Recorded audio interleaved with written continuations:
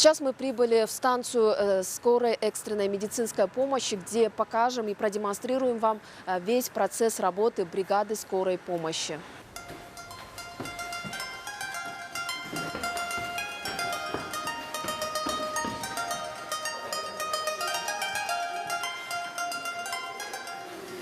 Сейчас мы пришли в оперативный отдел, где непосредственно и происходит прием и обработка звонков, поступающих со всего Бишкека. Здесь работают операторы, которые круглосуточно принимают звонки, поступающие со всей столицы. Скорая помощь слушает. Что случилось?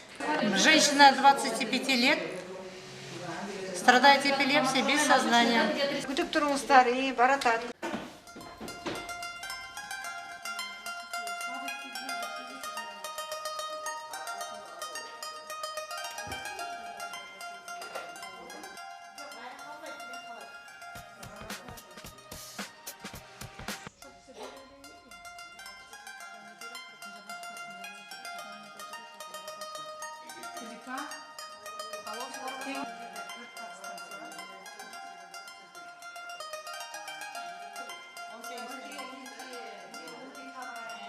Центр экстренной медицины на протяжении 4 лет работает благодаря автоматизированной информационной системе, которая позволила в онлайн-формате принимать и обрабатывать звонки, поступающие с 4 районов столицы.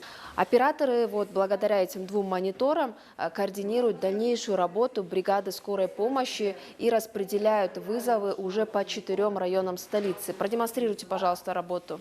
103 люди набирают, вызывают, и операторы принимают вызова. И эти операторы передают 2 старшим диспетчерам. Они распределяют вызова по нозологии и по территории. По нозологии, значит, у нас имеется 7 служб. Это реанимационные службы, кардиологическая служба, неврологи, педиатры, гинекологи. 4 района, 4 подстанции. Другой старший диспетчер тоже распределяет по территории.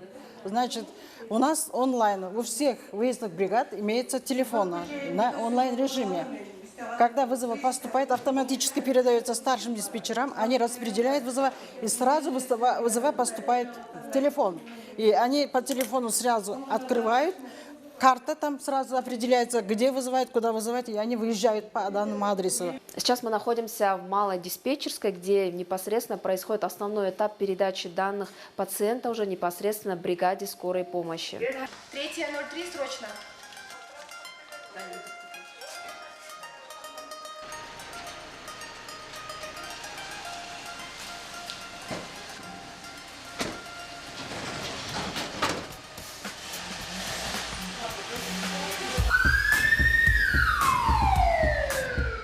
Татьяна, расскажите, пожалуйста, специфику своей работы. Вы непосредственно работаете реаниматологом. Какого рода вызовы чаще всего происходят? И вообще, как вы готовы к ним психологически? Чаще всего поступают вызовы с поводом в виде автоаварии, автонаезда, ножевые, огнестрелы, падения с высоты, утопления, повешения, в том числе аллергии, поводы без сознания.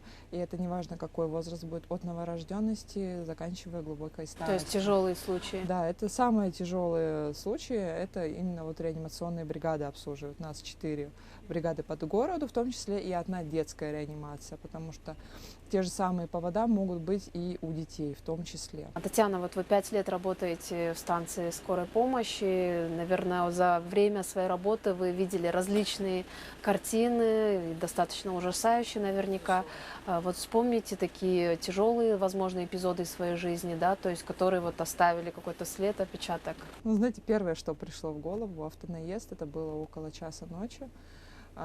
Период временной, это было около 2, наверное, лет назад. Я уже тогда доктором работала. И это было возле университета Манас, БГУ Манас. Автонаезд, и в данном случае была тяжелая черепно-мозговая травма, открытый перелом черепа, в том числе и когда были кусочки черепа и осколки черепа и кусочки мозга были по дороге, где-то на протяжении 5 метров. Какие-то те же самые детские вызова, когда дети в тяжелом состоянии, то же самое приступы бронхиальной астмы у детей, когда ребенок буквально начинает уходить на руках, несмотря на оказываемую помощь. И огромная радость для нас если мы видим положительную динамику от нашего лечения. То есть, когда мы оказали помощь, а пациенту легче, когда пациент открывает глаза, разговаривает, реагирует, даже при каких-то состояниях, что мы смогли его вывести. Тем более скорая достаточно такая специфичная структура.